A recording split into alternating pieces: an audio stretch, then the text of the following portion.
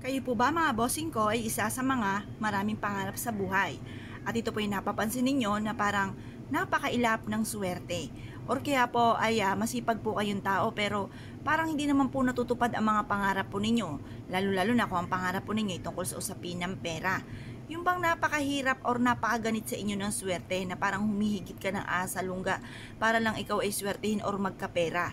Ngayon po mga bossing, ako po yung may share sa inyo para mas maging magaan ang daloy ng swerte at ang mga kamalasan ninyo ay mawala na sa buhay po ninyo. Pero syempre, bago nyo po ito gawin, kailangan ikaw ay may positibong pananaw sa buhay.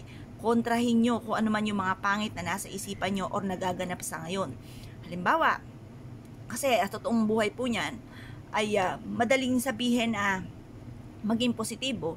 Paano nalaman kung dumadaan kayo sa mga pagsubok, di ba? Nakaka-relate po ako dyan. Kaya lang po mga bossing, masasabi ko lamang po sa inyo, kapag minintain nyo ang mga negative na nagaganap po sa inyo, na walang pera, yung mga ganon, na kayo ay may karamdaman, lalong lalala po yan at lalo kayo mawawalan ng pera.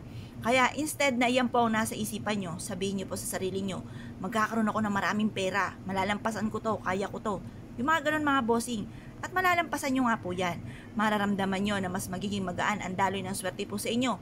At kung ano man ang mga pagsubok nyo pinagdadaanan, ay kaagad nyo itong pagdadaanan at hindi nyo po ito tatambayan. Proven po ito na napakaswerte mga bossing.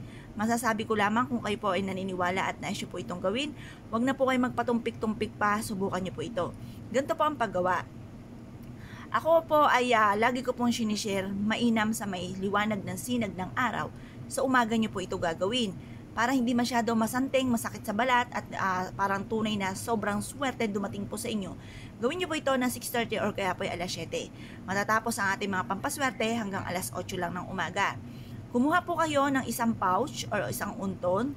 Gumawa po kayo at kayo po ay humarap sa may silangan. Manalangin ng taimtim at i-wish nyo po na sa pamamagitan nito kayo po isuswerte na. Puro swerte ang darating, walang kamalasan na darating po sa inyo. Ngayon po mga bossing, kung kayo po naniniwala, mag-wish na po kayo ng halimbawa ay ganito, walang gamit na sana. Magkakaroon ako ng napakaraming pera at lahat ng mga pangarap ko ay matutupad. Mabibili ko lahat ang aking mga pangangailangan at kailanman na hindi na ako mamumblema tungkol sa usapin ng pera. Tapos, mag-wish rin po kayo na magkakaroon ako ng sarili kong bahay, magkakaroon ako ng negosyo na dito na ako yayaman, magkakaroon ako ng mga sasakyan, magkakaroon kami ng masayang pamilya, walang karamdaman, malayo sa anumang kapahamakan. Ganun po ang mga pag-wish mga bossing. Walang gamit na sana, direct to the point. Pagtapos na po kayo mag-wish mga bossing ko, ilagay nyo po ito sa isang pouch or kaya sa isang ziplock, sa isang plastic. Ilagay sa bulsa or ilagay sa inyo pong bag. Bitbitin kahit saan kayo magtungo at susundan naman kayo ng kaswertihan. Kung naniniwala ka at nais po itong gawin, huwag na po kayo magpatumpik-tumpik pa. Proven po ito na maswerte. Basta may 100% kang paniniwala, ito po ay mabilis nyong makakamtan. Ngayon po mga bossing, kung kayo po may problema sa pera, double time sa pagkayod, at kung kayo po ay isa sa mga pakaramdam po ninyo ay paborito kayo ng kamalasan, lalo kayong kumapit ng mahigpit sa mahal na Panginoon, at sabayan ng ganito mga pampaswerte at iaadya naman kayo nito kung sa lagi kayo ay suswertiin. Kaya kung kayo pinaniwala, siya mga bossing, good luck po sa iyo po lahat.